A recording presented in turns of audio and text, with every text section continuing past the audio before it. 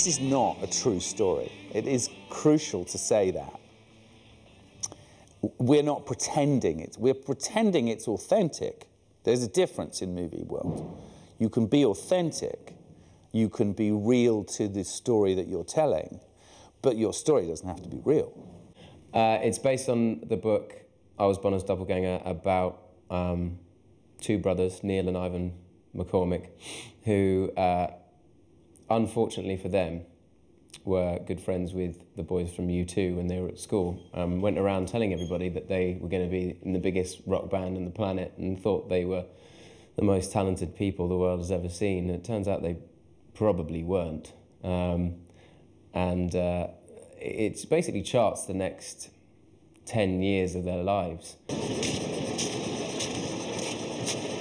Couldn't we have shot this in Ibiza or something? My character is Ivan McCormick, and he is the younger brother of Neil McCormick, who's the main protagonist of the story, if you will.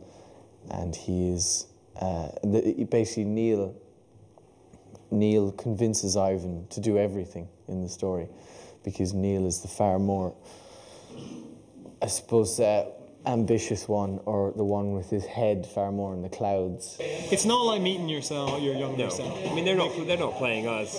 They're just playing some guys in a band. They're playing a version of us as interpreted from a script. It's an interpretation of a book. It's a piece of the era, and I can recognise the rivalry between the brothers and the emotion of it. It's not like looking in a mirror in any way. It was the first script I think I've ever read where I laughed on every page. Okay, ready, cameras? And playback.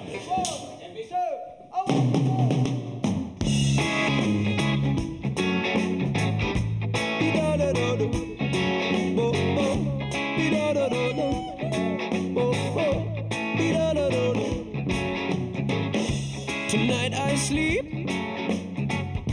the city wakes for me, for I'm alone, bought from six-string company. The night is cold, there's always a living space.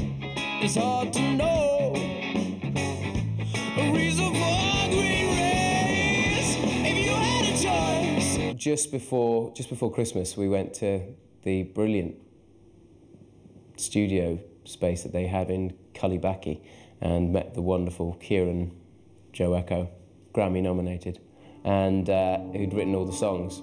And over a period of about a week, we recorded all the songs for the film. This is Neil falling in love with Gloria, and he's written her a song, and I believe he sent it home on his tip. Isn't that right? He sends it, yeah. He sends it to her on a tape, and it's supposed to be the sort of first time he writes anything that's emotional, honest. I could write you a song about forever together, for better or worse, rich or poor or whatever, real love. That much I guarantee. True love sometimes cries. Just look into my eyes. Let's do it, guys. So particularly at the top, and when there's no singing on, loads of fucking, you know... Fuck you, Neil! Exactly. You know, after about 3 days of filming, we had that brotherly bickering, snicking at each other thing, you know, completely down, I think. 1, 2, 3, 4! Hey, hey! Wow!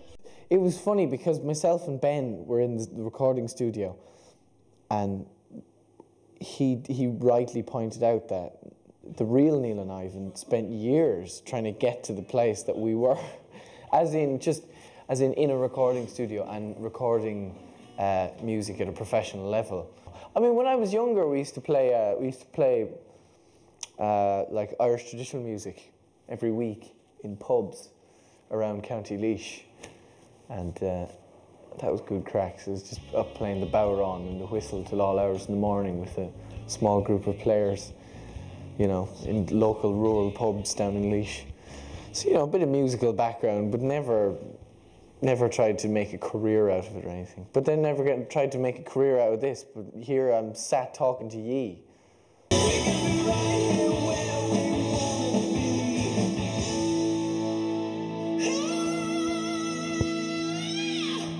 Nick is great. He's a law unto himself. He's just so very enthusiastic, and he can't keep it all inside his body.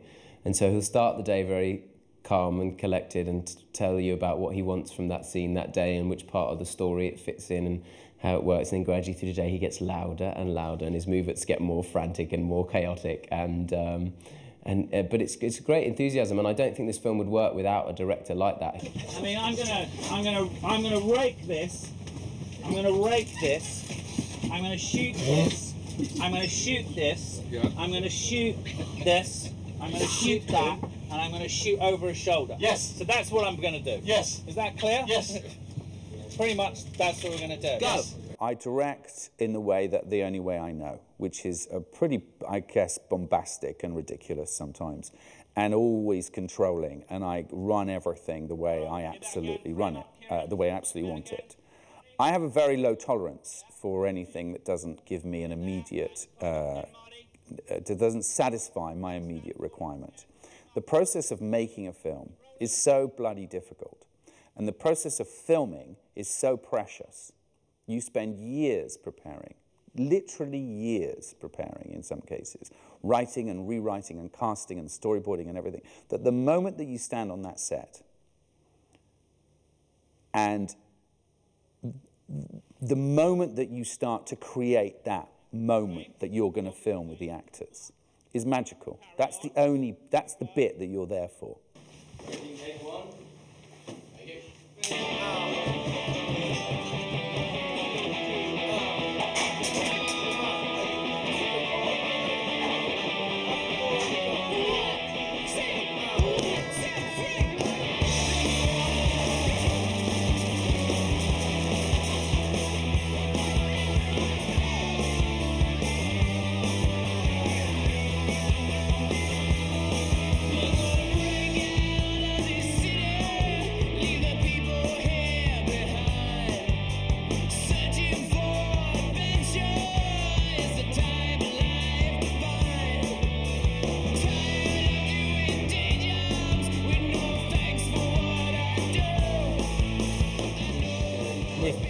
Do we dance around, or are we just bobbing along?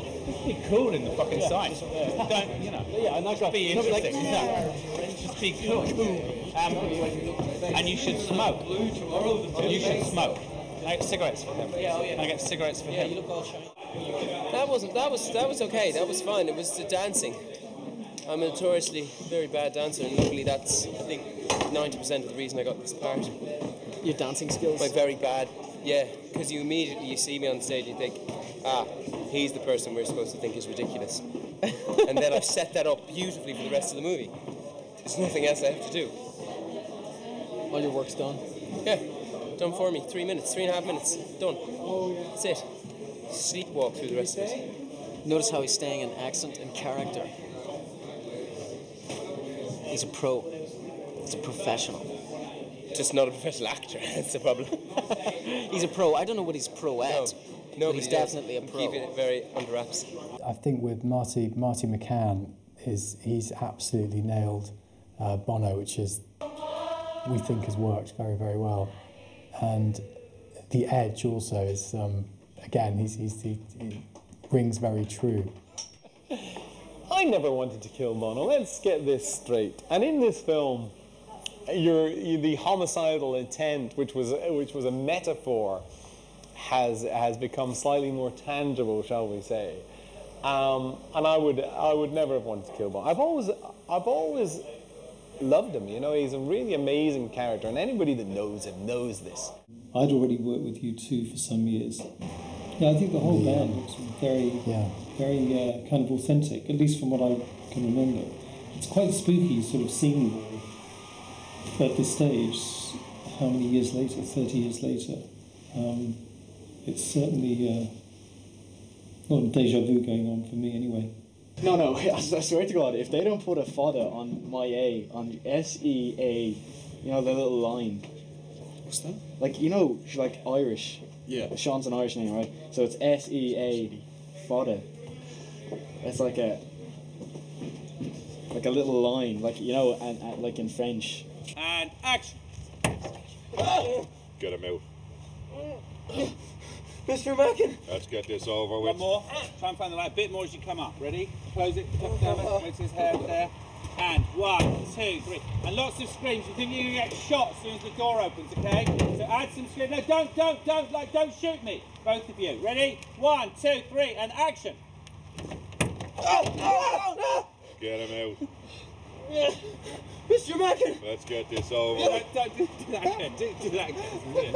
Do that again. Mr. Mackin. You gotta believe it. We've landed a really, really massive gig. There's a very confused band in my garage right now waiting for a practice. The character I play is a man called Mackin, and he's gangster, Dublin gangster, and our hero Neil comes and tries to raise money to promote his band from our man Mackin. So he's kind of sold his soul to the devil, really. He's done a deal with a guy who turns out to be quite dangerous in the end. One of the themes of the play is Neil's desperate attempt to make it, and that you can, as an actor, relate to that, I suppose. I don't know. It's interesting. I'm writing at the minute. I'm writing about my life, as it were, and it's interesting to get to the stage where you think, well, why have you been in this business 40 years? What has kept you going? And in my case, I can't say that it's been the search for renown or the search to be famous. I think there's always been a determination to be good at what you do and to be the best that you can at what you do. But fame has never been a bedfellow I've sought particularly. So I differ from Ben's character in that respect. We go back, I don't know, we started together at the RSC. One of my first jobs was when I was a sprog director. Both new boys. We were both new boys. And we went and we did our first season together at Stratford. And we caused mayhem, didn't we? And since that time, about 30 odd years ago, and that's dreadful. We've been friends and I love him to pieces. He's one of the most important people in my career and probably in a lot of people's career. And you're playing a completely different character than you've ever played before. Yeah, I've never played Carl before. Carl's a new one. Comes from a different league, I would say. Bats for the other side. But it's great. But I'm used to sending a few letters to Dorothy myself, I think. Are you? In the past. Yeah. Well, I think you do, don't you? If you explore yourself as an actor, you try and explore all sides, and I suppose the feminine is one of them. I think people would be really interested to see you in something which isn't so. I mean, you're known for very strong characters, very honest or powerful men, and Carl is, or all of the above, but very feminine. Yeah, yeah. And gay is a gay thing. He's a great character. A great character.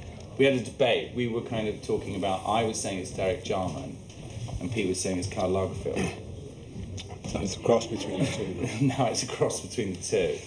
I've got to go now. We've just been called. And we've just been called, so we've got to go because we've got to complete this scene. Because both Bobby's sitting over there having his tea, and Ben's sitting here having his tea. This is lovely. It's like it's like an audience with Pete Postlethwaite. And our first is going to go absolutely bonkers with me in about 30 seconds unless I leave this room. One of the key reasons why we've been able to achieve the sort of production scale and the level of talent that we've got on this is because everyone bought into the story.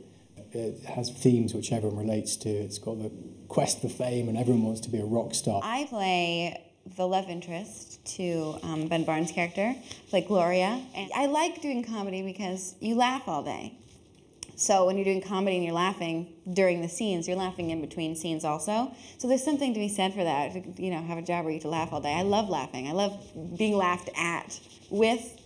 But at is fine too. I mean, I'll pull my dress over my head if I think it's going to make somebody laugh. You know, what attracted me to the script was that it's actually a story about people whose dreams don't come true. and people who are being outshone at every turn by somebody who's doing better than them.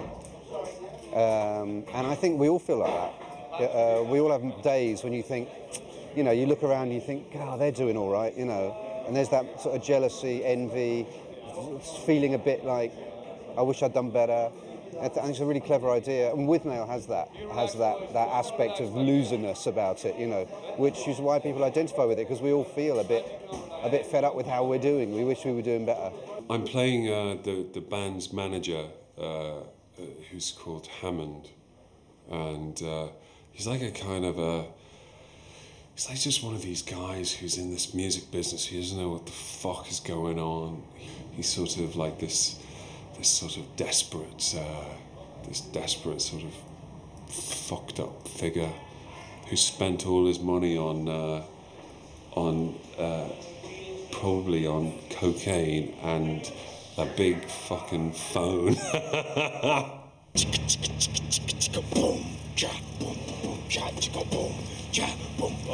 So we're right outside the Durant tour. Nick Ham, too loud, he'll open the door. I pleaded with him to pick slightly cooler people, but this is what we ended up with. If I was a Buddhist, I would need Zen. B to the E to the N.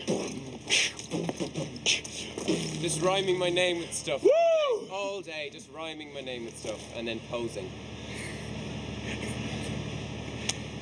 That's it. We've done it. Ben? Do you think you like that? Who's next? Fine, you caught us getting our thermals off. Imagine we went up on that stage wearing thermals. We'd die of dehydration in about 6 minutes. That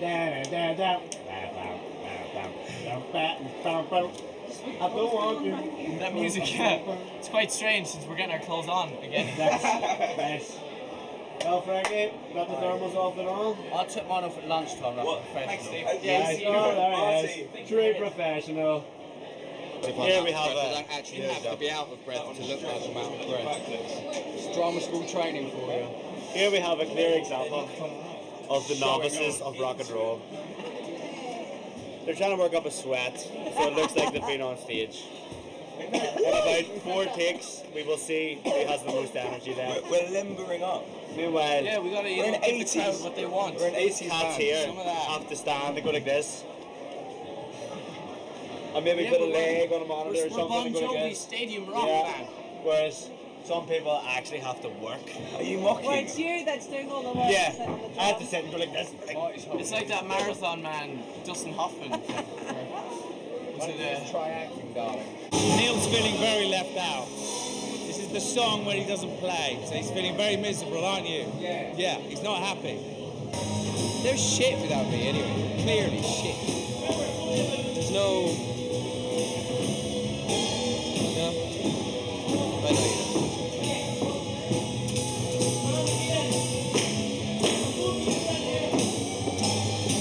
I can't relate to how he went to try and get it, you know what I mean? His methods of trying to get fame and success, because they're completely stupid and counterproductive. Again, the real Neil McCormick, sensationalized film, only loosely based on your real story. No offense made, you know. But, you know, because I suppose the nature of Neil McCormick in this film is that he kind of, you know, he has the looks and he can sing in the film, and you would think, you know, he has the ingredients to make a pop star, but he's just he just completely destroys it for himself every time. Ivan would probably have more regrets than me, because he is a musician through and through, and he's still a musician, and he's available for, you know, weddings and parties, and that's true. He makes a living as a musician, and he would like to have done it on a grander scale.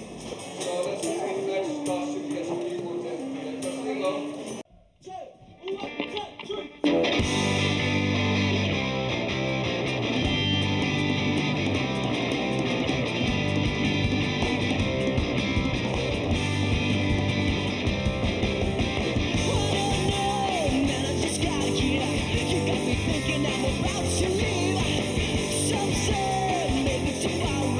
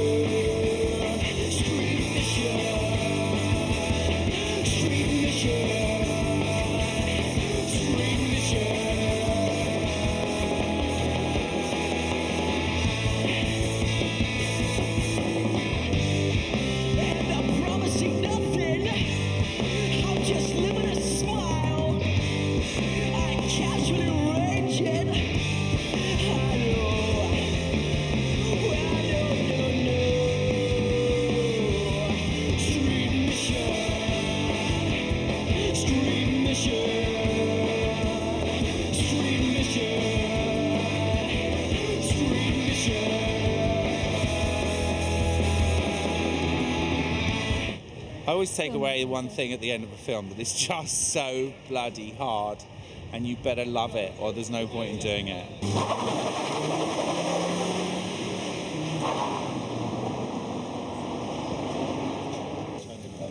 Check the gate, Andy.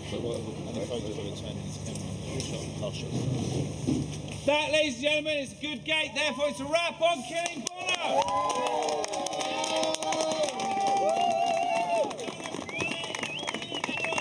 I made the film that I planned to make. I made them more than I planned to make. I think the combination of the creative talent of everybody involved has produced something quite magical.